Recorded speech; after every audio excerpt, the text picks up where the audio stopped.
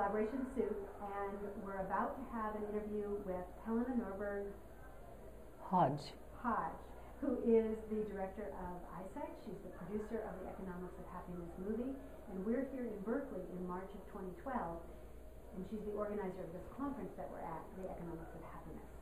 So let's hear a couple of things from Helena.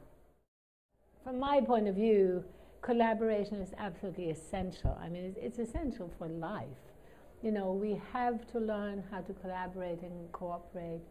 And what we're talking about is the need to make a shift to the economy so that the interpersonal, interdependent collaboration becomes possible.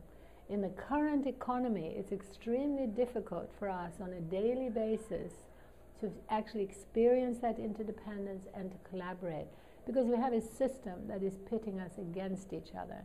So the economics of happiness, which is about localizing, at the most fundamental and important level, it's about re-establishing our interdependence with one another. In the current system, we are dependent on anonymous, distant institutions for our food, for our water, for everything we need. Institutions where we don't even see the people who are supposedly helping to provide for those needs. So this scale, the human scale, is essential to restore a collaborative economy. Now, how do we get from here to there? In order to make that possible, we need an increased attempt to collaborate in the movements.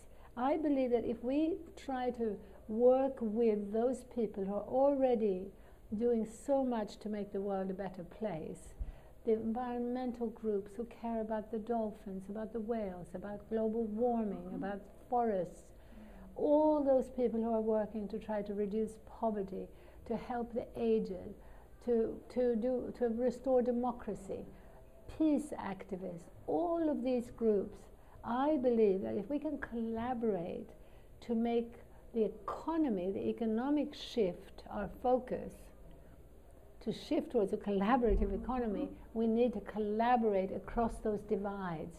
We've been too divided into separate areas, most of them really about treating symptoms rather than the root cause of an economic system that is so environmentally destructive and that separates us from one another and that creates this widening gap between rich and poor. So my tip for this is, first of all, for us to be aware that we are in a situation where scarcity and competition pits us against one another. I think we need to talk about that. I think we need to be more honest about that. Particularly as non-profit organizations, we're dependent on a few foundations, a few individuals, so we end up in this intense competition. We've got to work on articulating that and becoming more aware of the fact that helping one another is going to be the way forward. We don't have to merge into one entity. In fact, I wouldn't recommend that. Collaboration can be collaboration between quite distinct entities, different organizations, different groups. But we so need to share a vision and a strategy and support one another. But I do think one of the things that happens is that we sort of pretend that that economic system isn't creating the competition. We don't talk enough about it. I think another tip from my point of view is to see that we should reach out to people who are quite different, and people who may be a different age group, they may be in a different place, in order to facilitate the collaboration. It can sometimes be very hard for two groups or two individuals to collaborate if they are doing almost exactly the same thing and therefore also, searching exactly the same funding. It can make it more difficult to collaborate. We should still try. But one of the things that could make it easier would be to choose to collaborate with groups and people who are not exactly in that same niche. And that's what we need, is a broad coalition.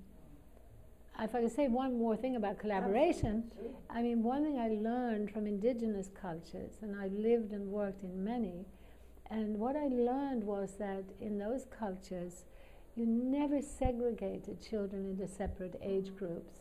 And I see that as one of the most dramatic ways of creating competition. When you put 31-year-olds in a room all day, you're basically creating the equivalent of a factory farm for chickens, where there can only be elbows and competition. There is no way that they can collaborate.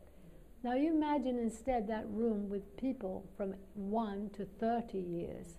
You get a completely different relationship, a natural collaboration and cooperation.